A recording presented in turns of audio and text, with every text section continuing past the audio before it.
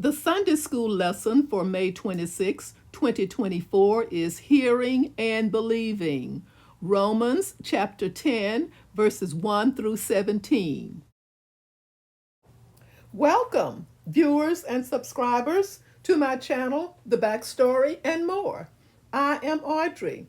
If you are new here and you are interested in knowing what happens before each Sunday school lesson, you are at the right place, because I will share the backstory, read the lesson text, and offer a brief lesson summary. The backstory to today's lesson takes us to the book of Romans. So now I am asking you to see my introduction or the backstory to the book of Romans that has been featured on my new channel. Notice the link before. This is a new YouTube channel for me at Sunday School Supplements hyphen 2429. Thank you so much for visiting that channel. Verses 1 through 2. Brothers and sisters, my heart's desire and prayer to God for the Israelites is that they may be saved. For I can testify about them that they are zealous for God, but their zeal is not based on knowledge. Verses 3 through 4. Since they did not know the righteousness of God and sought to establish their own, they did not submit to God's righteousness. Christ is the culmination of the law, so that there may be righteousness for everyone who believes. Verses 5 through 7. Moses writes this about the righteousness that is by the law. The person who does these things will live by them. But the righteousness that is by faith says, do not say in your heart, who will ascend into heaven?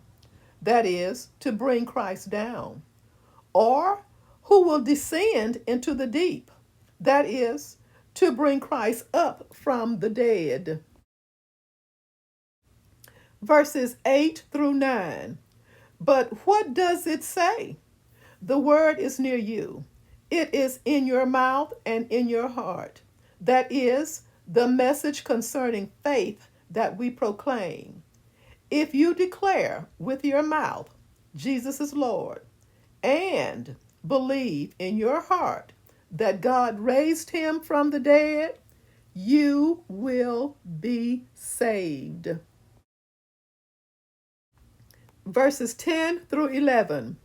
For it is with your heart that you believe and are justified, and it is with your mouth that you profess your faith and are saved. As Scripture says, anyone who believes in him will never be put to shame. Verses 12 through 13. For there is no difference between Jew and Gentile. The same Lord is Lord of all and richly blesses all who call on him. For everyone who calls on the name of the Lord will be saved. Verses 14 through 15. How then can they call on the one they have not believed in? And how can they believe in the one of whom they have not heard? And how can they hear without someone preaching to them? And how can anyone preach unless they are sent? As it is written, how beautiful are the feet of those who bring good news. Verses 16 through 17. But not all the Israelites accepted the good news.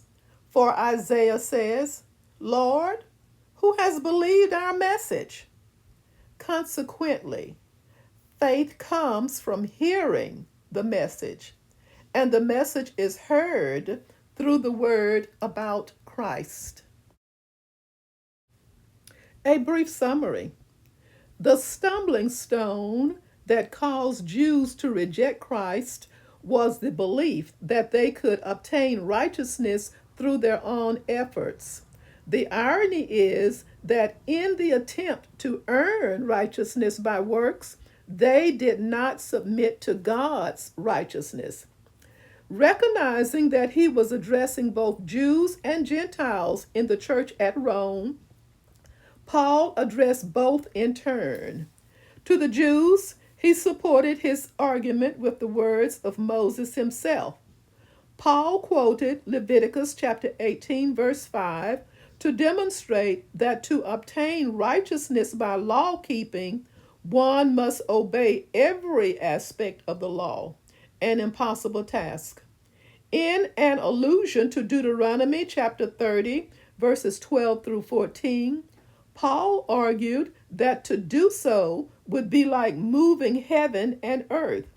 Rather, we are called to trust God and believe the word that is near you. That message is the confessing of Jesus before others. Matthew chapter 10, verses 32 through 33. Salvation by faith is the path to God for both Jews and Gentiles. Paul then addressed the latter, explaining his role.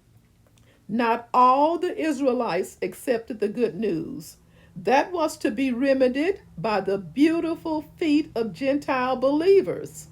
Usually, the preachers who traveled many miles to convey a message arrived at their destination with dusty, dirty feet.